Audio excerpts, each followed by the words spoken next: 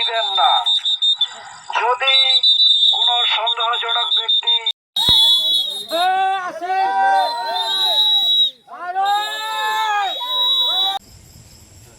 ওইগুলো ওদের ওই তালিকা থেকে বাদ দিয়ে ওরা ধরে ধরে নিয়েছি নারী শিশু পুরুষ যা আছে বিরুদ্ধে বর্ডার এরিয়া অ্যাড্রেস করে ওরা বাংলাদেশে পুষ্টি দেওয়ার চিন্তা ভাবনা করতেছে।